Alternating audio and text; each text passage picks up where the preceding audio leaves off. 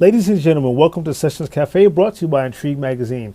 I'm your host, Keri D. Singleton, and today we welcome my brother from another mother, G. Waterz, to the show. Thank you for having me. I'm doing great. Yes. I have to say before we start the show that the hoodie is dope, and I want one.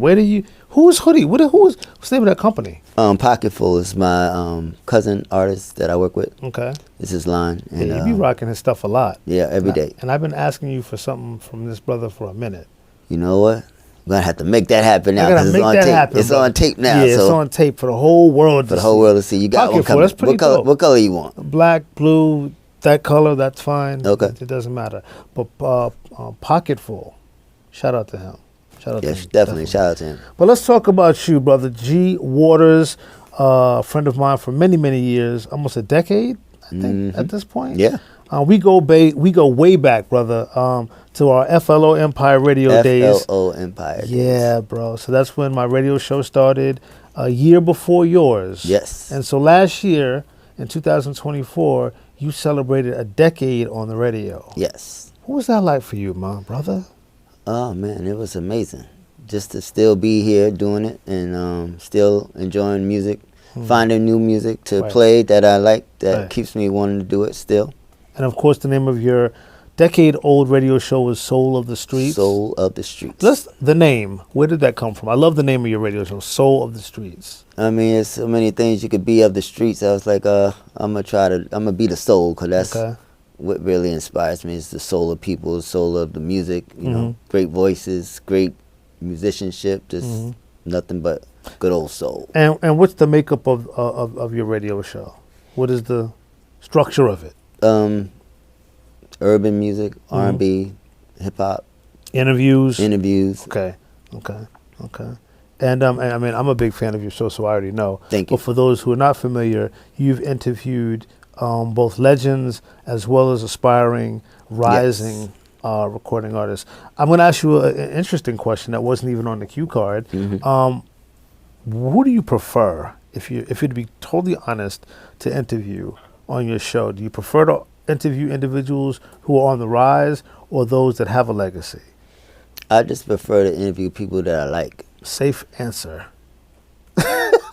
Safe answer. Okay. Well, I'm gonna dig. Like me. I'm gonna dig a little deeper as we go farther into the conversation in terms of the types of musicians that you've interviewed and those individuals. But I will ask you. You are from the Bronx. Yes. How did growing up in the borough that birthed the hip hop movement shape your love for music? It was amazing. My block, which is La Fontaine in the Bronx, it's like right across the street from Cortona Park. So I used to have jams and across the street from the park. So I grew up right up in it. All the different jams that was there. Like, it was just dope. Like all the old school DJs, Flash.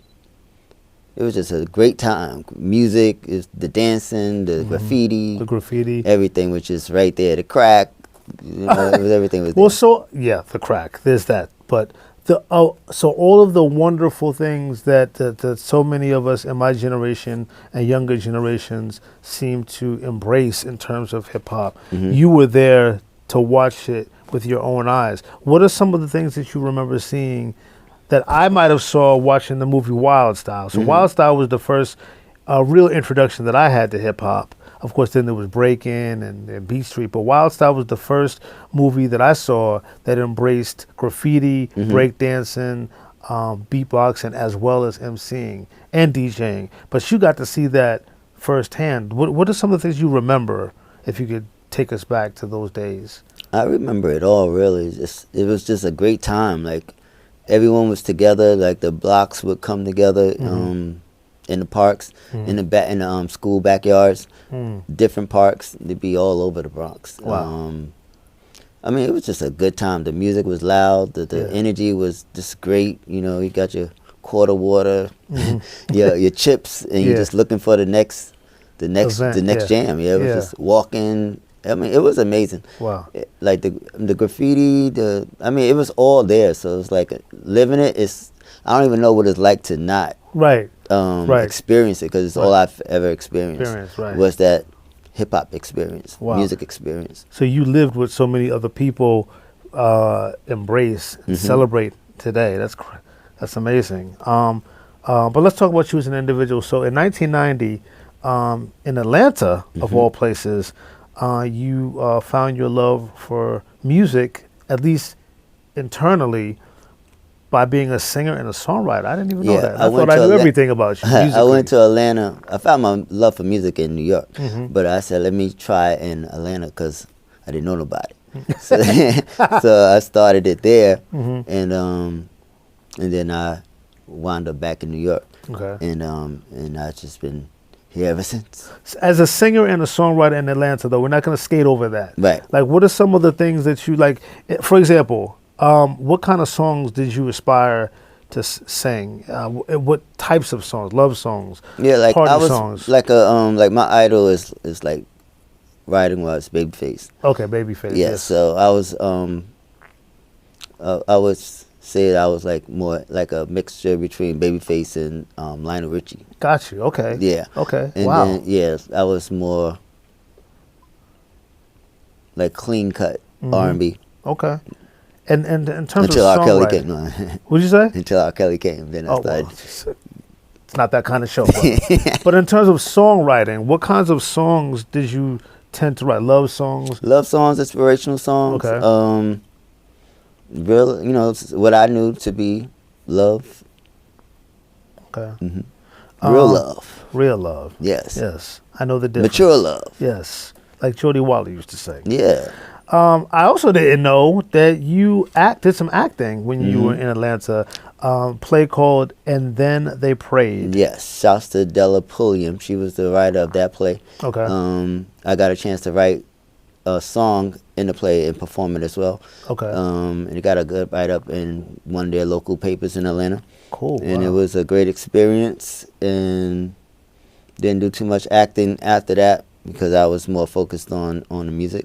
But in the play, what role did you play, and what was that like, and what was that experience like? I forget my role, okay, but I do remember doing a great job. and the song I wrote was amazing. Yeah, everything was just great about it. The cast was dope. What type of character did you play? If you don't remember the name, but you got to remember the type of character. Yeah, it was a supportive person that was bringing some type of encouragement to another character in the play, and I felt like it needed a song, and then I wrote the song, and then I auditioned the song with her in the cast, and they loved it, and then they kept it, and we had a great time. Was you fluid in acting? See, this is something you might not know. A couple of years ago, I was asked to be to play a part in a play in Boston which should have been an easy job because they asked me to play myself. They asked me to play myself as a commentator at a music conference.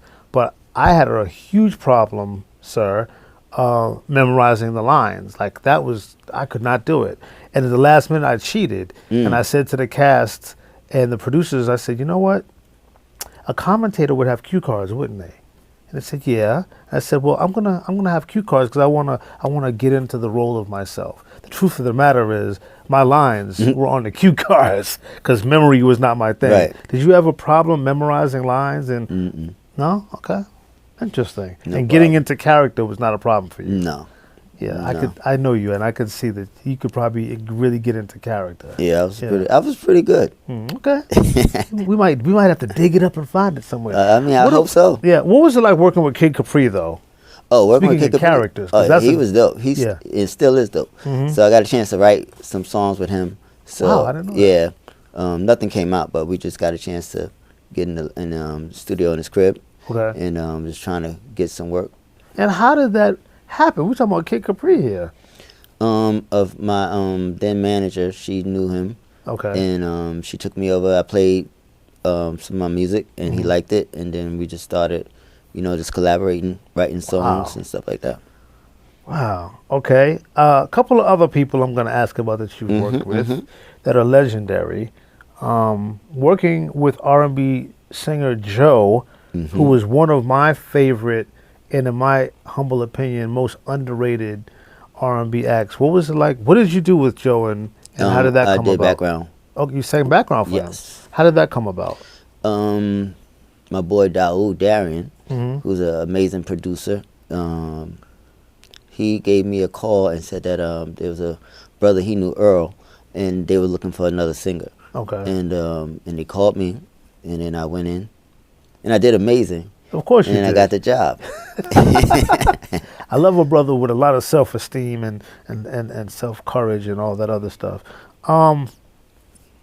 Did Joe himself orchestrate the parts that you guys would sing behind him? Mm-hmm. Yeah, because it was already recorded. Like, Okay. so we just had to learn the parts. Learn the parts? Yeah, it was dope. It was a great experience. Wow. Got to travel a lot of great places and What's one of eat a the- lot of good food. What's one of the what's one of the most interesting cities that you visited in terms of the way that they received the performance that you while you were on that the I tour? remember Yeah. the most, the one that stands out to Yeah. me. Detroit. Okay. Yeah. Motor City. Mm-hmm. Motown. Okay. Nice club that we did out there, and Stephanie Mills was there, Oh. and she's my favorite female singer. I have to say Yes, singer, singer, because I yeah. have different favorites Correct, for yeah. different reasons. So female vocalist, she's my favorite female vocalist. Okay. And she came in a limo before we went to perform, and she's so She's so short. short. Yeah. So she was able to get up in there, and she had a hand on my leg. And she wow. said, "Oh, baby, I'm so sorry." I said, "It's okay. It's okay. Just make yourself at home." And As in the song. yes. Yeah. And wow. we had a great show, Mm-hmm. great time. And he's the best. Like, he's just dope. I bet you would never guess who my favorite female vocalist is. She's from Gary, Indiana. I want to say, could it be Janet? No. Yeah. She's my favorite. She's my favorite artist, but my favorite vocalist is Denise Williams. Oh, she's from Gary, Indiana. A lot of too. people Right. think that I'm going to say Janet Yeah. because she's my favorite artist, but no, Denise I Williams. love Denise Williams. She's amazing. she's from Gary. Jay-Z, Yes. how did that come about and what was that like working with him? Again, Dionn Mm-hmm. is an amazing producer. He was working with another producer, Nobody, Okay. and he called me to arrange the vocals. So for the Can't Knock the Hustle. So this is before Mary was on it, but I guess they didn't believe that she was gonna. Mary J. Blige? Yes. Okay. Her vocals was on it already, but I don't think they were like vocal producers like that at that time. Right, okay. And maybe didn't think it was gonna really happen because Mary was hot at the time, and Right. this was like a great opportunity. Right, So right. they had another singer named Veronica who was signed to Island Records. I don't know. Island Records, yeah, I remember. Maybe remember her, a Latin singer. She was dope, and so I arranged the vocals for her, Mm-hmm. and then Jay-Z came in. He sat, when he listening to it, he's like, yo. Then he came in, but he knew what was going on because him and Mary were already handled. They handled, Yeah. and and then he came and did his verse. Wow. And that was my experience. I was there when he did the vocals for did the verse for Can't Knock the Hustle. You have a really storied career, and there's somebody else that I think is amazing who you've worked with, and when we come back from our break, we're going to talk about that story. I can't wait. Let's get Yeah. into it. So we'll be right back with Sessions Cafe.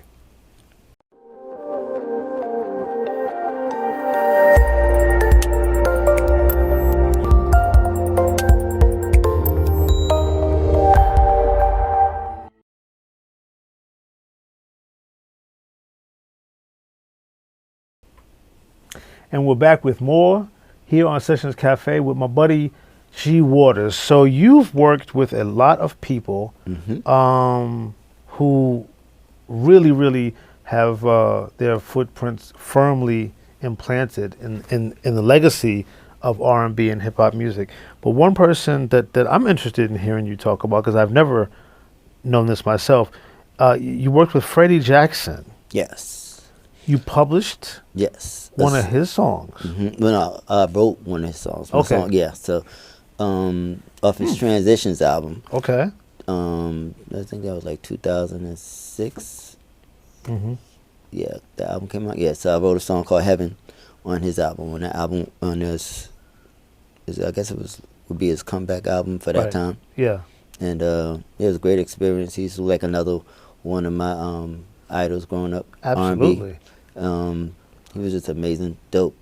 Freddie's great voice and classic artist. It was such a honor to have him sing one of my songs. How did that? I keep asking you, how did that come about? Because there's always a backstory, and I'm definitely interested in sharing that with my viewers. That particular song I wrote. There was another brother by the name of Asaph Warmack. Okay. And Gil Small. He's passed on now. Okay. And he was the producer of the original song. Okay. Yeah, so we recorded that song, and I was trying to get it. Asaph released the song a cappella on their label. So when I found out that Freddie was looking for songs, that song I submitted, and they liked it, and that was it. You submitted it because you wrote it with him in mind, I'm assuming. No, I wrote it with Asaph in mind. Wow. Yeah, and then after Asaph did it, they had someone else record it. Okay. Shouts to Lerone McClendon. Okay. Who's the uncle of the jazz girl who won the Grammy for Best New Artist. Okay. Samara. I keep forgetting her name, but they're from the Bronx. Okay. And so his voice was more Luther and Freddie. So when he sang it, he brought more of that feeling to it. So it just put you in that Will Downing, Freddie Jackson, Luther Vandross vibe. Yeah. And they were gonna release it on him, and I was like, I want to do it on Freddie. Yeah. So wow. We gave it to Freddie. To have Freddie Jackson sing one of your songs. Yes, it's amazing. That's something, man. That is because that brother sings with passion, and he's the type of person that, you know, he takes a song and makes it his. You know what I mean? And he usually will take a song and turn it into a story. Yes, and he's had such an amazing career. So correct. Prior to him writing the song, I've seen him in concert a few times early on in his career, so it was just amazing to be able to be a part of that history. Speaking of history, you have your own. In 2007, you created the Hype brand, which is, so that we're clear, showcasing rising hip-hop and R&B acts at a whole bunch of New York City venues, a plethora, not just one. I know Karma Lounge, Lit Lounge, Pyramid, and of course, the legendary, I keep using that word, but you have that in your profile. The word legendary is is a constant in your profile. The Ashford and Simpson Sugar Bar. Yes. So how did you come up with the Hype brand, and what was your goal in putting together this type of a showcase? The Hype brand. Me and my boy Seven. We it was one summer. I had my dad had passed away in 2007 in March. Right. So my boy came from school, and we was trying to figure out what we were gonna do for the summer, and musically. So we was like, let's do a showcase. I had done one before, and but it didn't go too well. So we started it back, and the Hype was a brand that he came up with, and then he went back to school. Right. And then we did like 2 shows that summer, and then we just kept it. I kept it going. Right. And I'm still here going. It's a lot of work to put on showcases. Yes. I remember growing up in Boston in the 90s, all the community centers, and during the summer, a lot of the community schools will put on showcases. And because back then, you had a lot of different artists, you had a lot of different types of talent. And it was, I feel like it was just more competitive back then, at least on the showcase level. And here in New York City, that had to be really a lot of work. I mean, I'm sure it was very rewarding for you, but it had to have been like a lot of work to maintain showcases at different venues with so many different people. It was. But it was a lot of fun. Yeah, so, I mean, and then depending on the venue, I didn't really have too much of a hard time putting it together because I enjoyed it. Yeah. So it wasn't really about. Yeah, it wasn't that hard. Okay. It wasn't hard. It got hard when when we don't know how to put it together. Right. Exactly. But once you figure out how to put one together and do it successfully, and stick to it, you know, and you know, sometimes you can do a great night and have a great night. You could do it once a month, and then the club may want you to do it two times a month. Right. That may get a little harder because now you gotta, you know, bring the talent more and more and more. Exactly. And you don't know who's gonna come out, blah blah blah. You know, so but if you just stick, for anyone that's doing showcases now, I find if you just stick to the time frame that you want to do it and don't over saturate yourself, you know, 3 shows a month. I mean, you know, you can't really do one. Now, what about the venues of I mean, I feel like I know the answer, but I don't want to assume. Of the venues that you've brought the hype brand to, what venue was the most rewarding for you to do an event at? All of them. Okay, you got to pick one though. I can't. You can pick one because I got moments at all of them. Okay, that's a good point. Okay. I mean, it's like, the Sugar Bar brings its own energy. The Karma Lounge was great because it was like the Sugar Bar is more upscale, sophisticated. Karma Lounge allowed me to be loose and be able to say whatever I want to say, curse and do. I mean, because the Sugar Bar, you don't know if Maya Angelou's would come through, Cicely Tyson could, you know, so you got to be mindful of the, you know, of that. Right. So you want to be, as a host, you want to be on point as far as, you know, how you're delivering your messaging. And but the Karma Lounge, you can just be yourself. Yeah, you can be yourself. You know, and then more relaxed. Yes. Yeah. Pyramid, and then Karma Lounge, you can always also smoke. Okay. So they had the hookah and the, you know, stuff like that. And it was cool because I started doing the showcases at the Sugar Bar. So I started up at the top of the floor, pyramid, for that. So so when I went to the Karma Lounge, that was like going down to some, but to me it was going up because I became more free. You know, and I guess it's also important because you get different audiences, right? And you get to be you have the ability to be able to work with different audiences, right? Because the Sugar Bar wasn't the place for hip hop, right? So. But thank God they allowed me to do it a few times. Yeah. And we quickly learned that wasn't, not just for me, but just overall, it's not a hip-hop spot. Right, strictly. right. So Karma Lounge allowed me to do that. Right. More hip-hop. Than the Pyramid was bigger. And then I did the Lit Lounge. And then I started collaborating with DJ Will from Power 105. And we started doing shows in Queens and the outer boroughs. Okay. Yeah. What was it like working with Valerie Simpson? Because she is not just a legendary vocalist, but she is just an awesome talent. Oh, yeah. Awesome talent. I mean, her and Nick, I mean, working with them as far as the restaurant was just an amazing, I thank them for the opportunity just to be able to put my brand in there, you know, and trust me with talent and to do what I was able to do. It was amazing.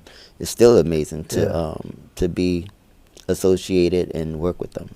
Work with her because he's passed on. Yeah. But yes. Oh, man. And last year, as I said earlier in the program, you celebrated 10 years of Soul of the Streets. You launched in 2014. Man, what are some of the fondest memories that you've had in the last decade that your show's been on the air? Oh, man. Leaving FLO Empire Radio. And growing. Yes. Yes. Definitely growing. Leaving and growing there. And then the other places I was at, DLE Radio, leaving and growing from there. Yeah. And then leaving and growing from the last, from Break Bread. That was, you know, they all were amazing for the time that they were there, but it was so amazing to leave and when it was time to go. Oh my God! Shout out to all the stations that allow Soul of the Streets to live. Because every single stepping stone is an important one. Yes. You've had a lot of awesome guests on Soul of the Streets. A plethora, of course, of aspiring artists, right? Including a couple that you sent to me when I was doing my radio show, the Keri's Corner radio show. Give me a couple of names of the best, maybe your two favorite, I don't like to use that term, your two most memorable unsigned acts that you had on Soul of the Streets. Let me see. Unsigned acts. I've had so many. Yeah, there's been a lot, I know. Bet you got to pick 2. That stood out? Yeah. That did something? Or does that That's just whatever stood out to you for whatever reason.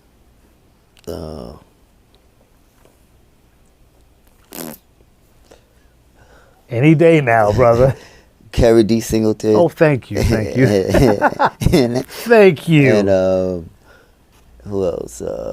This must have been, must have been, it's like pulling teeth with you right now. Yeah, it's like, that's a hard one. Yeah.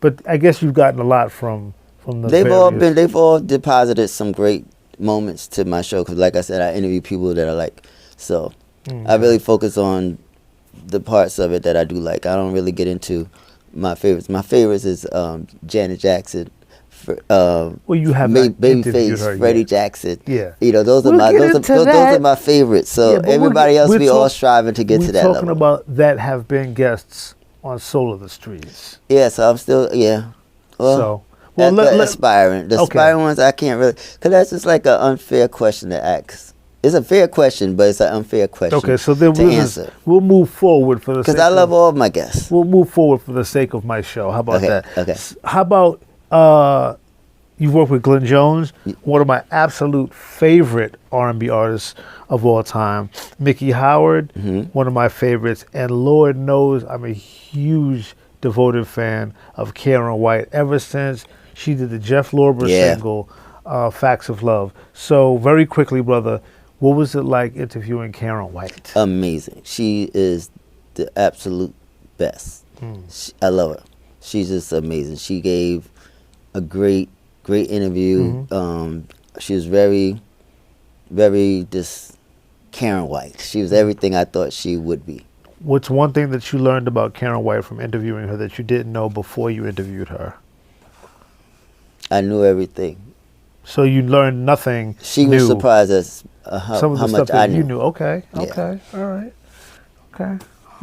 Well, we got 1 minute left of the show, and I really want to ask. I'm afraid to beat you down with too many questions because I know you're a deep thinker and you want to give really, really deep answers. But I need quick answers. Hip hop, all right. In terms of hip hop music, what's more important, lyrics or beats? In your opinion? Beats. Okay. R&B, voice or song content? Oh man, well, melodies. Okay. All right. And moving forward, as we wrap up this conversation, and I could talk to you for hours, but unfortunately, we don't have that kind of time. We don't have that kind of time. What's next for you, boss? More shows.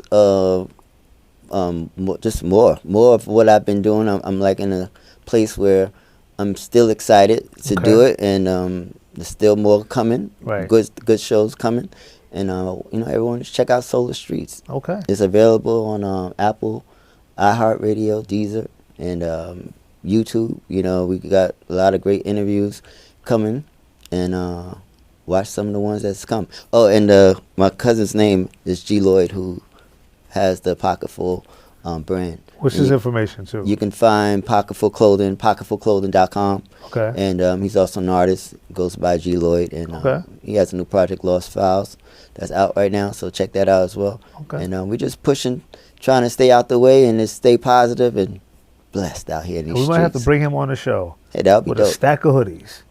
He will bring. He'll bring hoodies for life. Then we got to have him on the show tomorrow. Anyway, it's great having you on the show. Thank you for having me back, brother. and congratulations to you on you. this new venture, Sessions Cafe, and it looks great, and you're doing amazing things. And thank you for just continuing to be a blessing within our culture. Thank you, appreciate it.